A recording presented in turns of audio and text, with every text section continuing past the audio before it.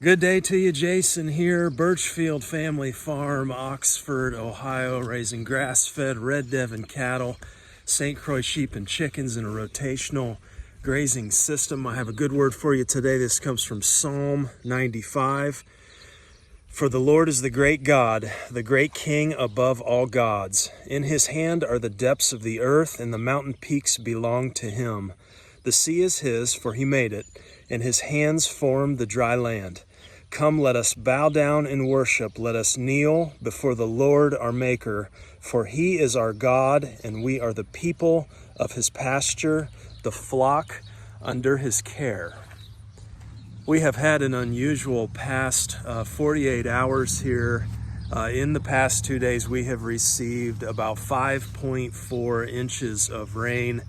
You guys know just a week or so ago, we were making a video on our D1 moderate drought status. That is certainly no more here. And while we're grateful for the rain, north of 5 inches of rain in under 48 hours, that can be hard to handle. It got me thinking, though, we need to do a pasture move today. We need to get the cattle and the sheep moved. And while we do that, I want to talk about something today that we see. We don't see a whole lot of it here on our farm, but it's definitely an issue with more in small ruminants, and that is parasite load. As we get into warmer, especially very wet conditions, parasite loads can increase very quickly. You guys know we raise the Devon cattle and the St Croix sheep here. And, we largely manage our St Croix sheep. That's our primary trait that we breed for here is parasite resistance. And so this is a very relevant conversation here to the current weather conditions. Let's head out that way and we'll walk and talk. Okay, so just a quick disclaimer here as we talk about this issue. Obviously, I am not a veterinarian. This is not vet advice here. I'm not saying our approach will work for you, okay? I'm just simply sharing what has worked for us with our animals and our specific context. In order to have this conversation, let's talk about scouring. Kind of what is scouring? Scouring is just a term we use when animals have diarrhea. It can be many different causes. We've talked about this. Nutritional imbalances can play a role, but generally speaking, if I see a sheep with a dirty backside, it's telling me that something is just not right. I kind of view it as more like a human with a cold, maybe a slight fever, do you need immediate treatment for that? Well, generally speaking, no. But the majority of scouring cases I see in sheep are either at weaning or in the spring when the grass is very green. The green grass makes cattle and sheep scour for a time, but it's not necessarily doesn't mean your animal's sick at all. Just too much moisture and protein. We can feed hay to balance that out, and then also our free choice mineral has an acid neutralizer that can help them as well. Over the years, I've noticed our animals have their biggest hurdle to overcome right after weaning. It doesn't matter if mama has naturally weaned or I pulled them off. I kind of call this time the teenage stage, and each and every animal has to learn really how to come into its own. Kind of like, hey, you're 18, time to learn to be independent, get off me. Go multiply, right? That's what mama's saying. So, I notice hair coats during that time look a little rough. They're not as youthfully energetic, as they were when they were younger. And, many times they will scour. I've just learned to be patient, during that time, allow the animal to develop its natural defenses. And, the goal is it needs to thrive on 100% grass pasture. And, our Devon cattle especially can really take patience. But, eventually they will thrive again. It's just pushing through that, what I call the teenage stage. Now, I say our St. Croix sheep are naturally parasite resistant, and this is true. In warm, moist climates, the parasite that causes the most problems in sheep, and really goats as well, is the barber pole worm. That scientific name is Homonchus contortus. During this teenage stage after weaning, if a sheep starts to scour and it's not grazing overly green forage, then we really need to keep an eye on it. Does it need treatment? It depends. How long has it been scouring? Is the manure consistency, is it extremely runny? In sheep, you can also FOMACHA score sheep, and FOMACHA is just a visual tool for assessing parasite load in the small ruminants. And FOMACHA is just essentially an eyelid color assessment. Generally, the whiter the eyelid, the more anemic, or the heavier the parasite load. It's important to remember too that 20% of sheep harbor 80% of your parasite load, which again is why I was willing to pay for high quality breeding stock to start, where really the heavy culling has already been done. I was willing to pay more for animals that had been heavily culled for the things that were important to me: parasite resistance, thriving on 100% grass. Find a producer and pay a little more up front and enjoy the benefits of that down the road. That was my approach anyway. So most producers of small ruminants that I know or have experience with are using what's called chemical dewormers to deworm their sheep. I want to talk specifically about alternatives to chemical dewormer, alternatives that actually worked. That trait in our animals to be naturally resistant to worm load, that's one of the most important things to me with our stock. And so I refuse to use any kind of chemical dewormers ever at all. And it's largely based off a story that my vet shared with me. It's been a few years back, but he was out here one day and we got to talking, and he told me about a local goat producer that he got a call on and went out to visit her. He looked at her goats and said, they had all the signs of a heavy parasite load and just were not thriving. And he said, well, this is obvious. You need to worm your animals, is what he told her. And she looked back at him and said, I worm them all the time, basically. And so I think, this is brings up this topic of anthelmintic resistance, resistance to the chemical dewormers that we're seeing develop in that barber pole worm and the other nematodes. I think that's one of the scariest things that a shepherd could face, is that point to where your animals need attention, they need treatment, but you're already using the biggest gun that you have, and it's no longer effective. So, this really brings up the question, just beyond just anecdotal evidence, is there any other data to confirm this anthelmintic resistance, as more of a trend? And University of Nebraska actually published some anthelmintic resistance data. There was a study done in 2017, Sheep and Goat Journal, I think. Don't quote me on that. But this data here from University of Nebraska, I think, may have been pulling from that study. And they are saying in the mid-Atlantic U.S. here, the prevalence of resistance can range anywhere from 24% on up to 100% there. You can look this chart over. Interesting that no matter where you are location-wise, that anthelmintic class of drugs retains the same order of effectiveness, or I guess you could say lack thereof.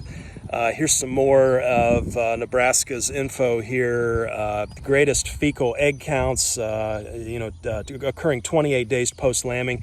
Yearling ewes have higher counts than adult ewes, and again, that's 60 to 100 days being the greatest risk for high loads, worm loads. And this is really consistent with what I've seen. Again, my theory is that the animal's trying to come into its own in terms of natural resistance and immunity.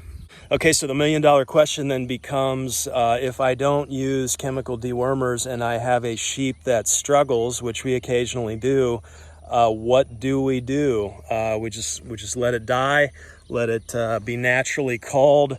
I don't do that. I will give that animal attention. Here are my 3 go-to, time-tested, and effective alternatives to chemical dewormer. The number one alternative here is something called Molly's Herbals, and these are herbal worm formulas designed to treat small ruminants and other animals as well. We've used Molly's Herbals on scouring calves in conjunction with electrolytes, and that's been successful to restoring those calves. She has two formulas designed to be used in conjunction. I've only ever purchased and used formula number one, which is a proprietary mix of wormwood, garlic, fennel, and black walnut. It's a powder. It's designed to be used with a number of different animal species, but it's worked wonders on under the weather sheep for us over the years. I use two teaspoons mixed into clean filtered water, and I just give this once a day via an oral drench, and I'll do that for 2 to 3 days right in a row, depending on the severity of the case. Molly's Herbals formula costs us $25.75 a bag. Her 1 pound bag at 2 teaspoons each time will give me 112 treatments. This means I could treat 37 animals for 3 days in a row.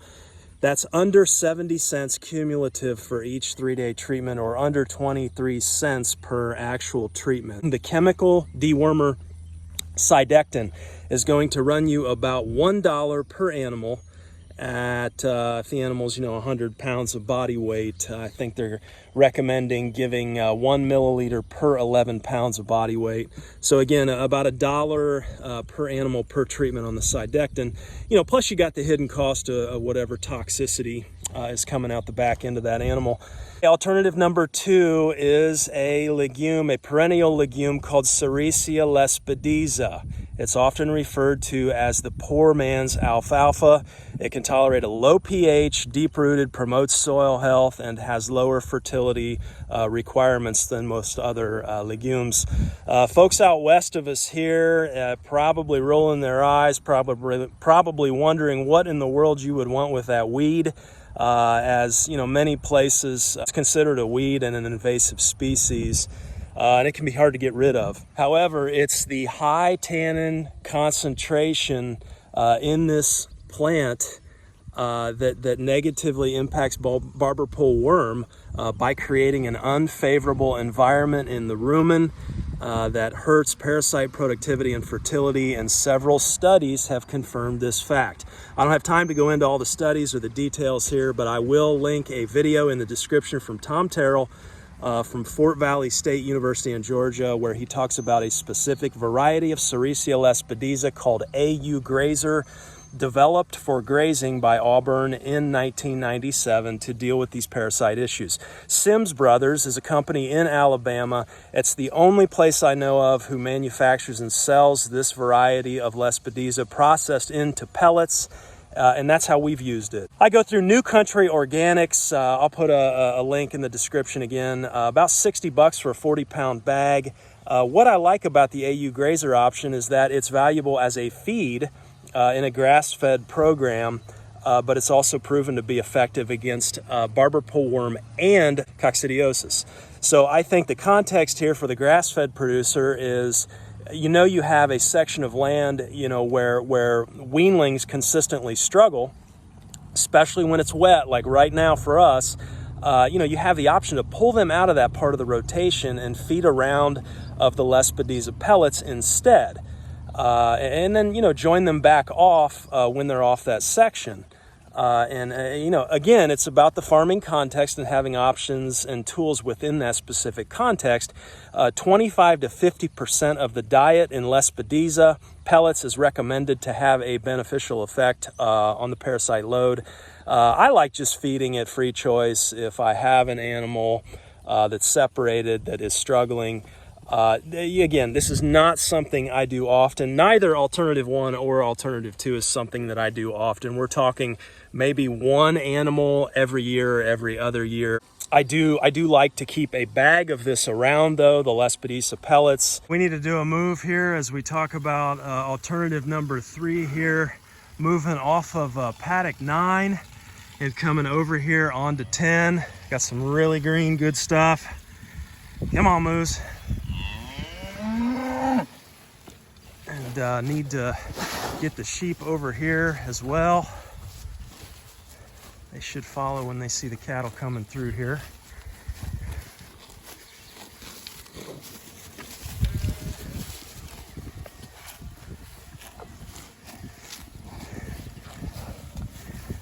But as they move here, we'll talk about alternative number 3 to chemical dewormers that actually works.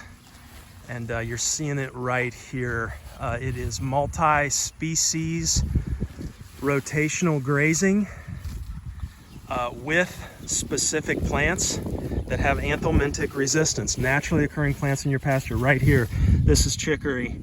That's a natural anthelmintic for the sheep. Bird's foot trefoil, sainfoin. I've heard some of the woodier plants can be as well. Juniper. You can look into those, but if you don't have especially chicory, you can sow that. But we're so blessed here to just to have this naturally occurring anthelmintic plant here in the pasture. Really, it comes on at just the right time of the year. Here come the sheep. No herding necessary. But that third way here, multi-species rotational grazing with your native naturally occurring anthelmintic plants mixed in. Is that going to solve all of your parasite problems? Probably not. Probably not. The cycle, the barber pole worm life cycle is 22 days. And the female barber pole worm will lay between 5,000 and 10,000 eggs. When she does lay those eggs, typically in the 4th stomach of the sheep, those larvae can come up they are excreted out the back end, but they can come up the grass blades. When the eggs are pooped out and they hatch, especially wet, moist grass blades, they'll travel up those, and they just get re-ingested. These guys are having some struggles here. There we go. Everybody's over. A little help from the drone there. Thanks, Sam. There's differing views on does rotating, especially you've heard me say every 30 days, trying to not return to the same piece of ground for that time period, does that solve parasite issues? The jury's really still out. It's thought that because you're going beyond that 22-day worm life cycle, that it does help out. And I personally believe that it does, but there are critics who say no, when the temperatures are right, if you have manure in the ground, those larvae, they're still going to multiply, they're still going to survive, and you really need that hard freeze, a few hard freezes to really knock those babies out. And I don't know. I mean, there's probably some truth to that, but you can't tell me that, conversely, if I would leave all of these guys in one spot and allow them to poop and to eat over time from the same spot, that I would not be just more of raising a worm farm here than anything else, and that's not what we want. So I do think that it helps, but it's nice having tools in the tool belt as well if you do need to treat. Again, we do not just let our animals pass away. If I have one that I have to repeatedly treat, which has been rare in our experience, then obviously that animal goes to freezer camp, and that is our responsibility as good stewards, as farmers. We have to mimic that natural system of the weak ones getting called out. Now, I will say, looking at these guys, look at the back ends. Look at the back ends of these sheep. We've had 5 inches of rain here over the past 48 hours. We had rain before that, and really, not a whole lot of dirtiness on the back side that you're seeing. Everybody is very white, very, very clean. And so, that's what we want to see. And again, that's the advantage for paying up front, finding a good quality breeder. And, I was willing to pay more. I don't want to mess around. I want to have animals that thrive, minimal inputs, especially with the times that we're heading into here, with costs rising across the board for everything really in the system. I want to have a foot out of all that, and I want some good homestead meat. And our breeding stock has over the years has really sold so successfully that we have not done any meat yet, and I'm hoping that we get to do some meat here soon with some of our rams. And so anyhow, those are my 3 alternatives that work here on our farm to chemical dewormer. Obviously, animals that are thriving are a joy to be around and to manage, and definitely some good growth here with all this moisture coming up on mid-July. So, hey, thanks for hanging with me today. Be blessed wherever you are, and take care.